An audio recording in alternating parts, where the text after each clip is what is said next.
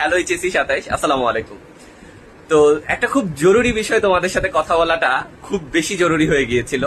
সেটা কি? সেটা হচ্ছে যে এইচএসসির পড়ালেখা কখন থেকে শুরু করা উচিত। এখানে দুইটা বিষয় চলে আসে, কি কি বলতো? একটা হচ্ছে কলেজ অ্যাডমিশন, আরেকটা হচ্ছে এইচএসসির পড়ালেখা। কলেজ অ্যাডমিশন কিভাবে তুমি কোন কলেজ সিলেক্ট করবা তোমার অ্যাডমিশনের জন্য, সেইটা নিয়ে না হয় আমি একটা সেপারেট ভিডিও বানাবো। আজকের ভিডিওর উদ্দেশ্য হচ্ছে এইচএসসির পড়ালেখা কিভাবে এবং কখন থেকে শুরু করতে হয় সেটা নিয়ে।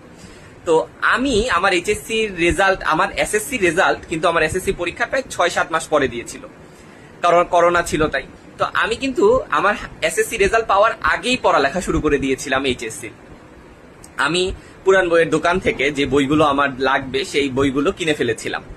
তো তোমরাও যেহেতু তোমাদের রেজাল্ট গতকালকে দিল, আজকে কালকে পরশুদিন একটু চিল করতে পারো, একটু মজা করতে পারো, বাট এরপরে তোমাদেরকেও কিন্তু কি করতে হবে বলো?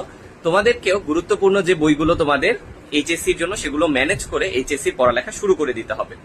অবশ্যই চেষ্টা করবা যাতে মানে তোমার টার্গেট যেটা, যদি তোমার ডিইউ টার্গেট হয় বা ইঞ্জিনিয়ারিং টার্গেট হয়, যেটাই টার্গেট হোক না কেন, সেটার কোয়েশ্চেন ব্যাংকও যাতে কিনে ফেলতে পারো।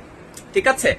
আচ্ছা, এখন তোমার এই এইচএসসি জার্নিটাকে স্মুদার করার জন্য 10 মিনিট স্কুলের পক্ষ থেকে আমার দুইটা অফার দেওয়ার আছে তোমাকে। এক নাম্বার, তুমি যদি আমাদের ক্লাসে এনরোল করে ফেলো, তাহলে তুমি ফার্স্ট ইয়ারের আর্কাইভ ক্লাসগুলোতে অ্যাক্সেস পেয়ে যাবা কমপ্লিটলি। এটাতে কি হবে?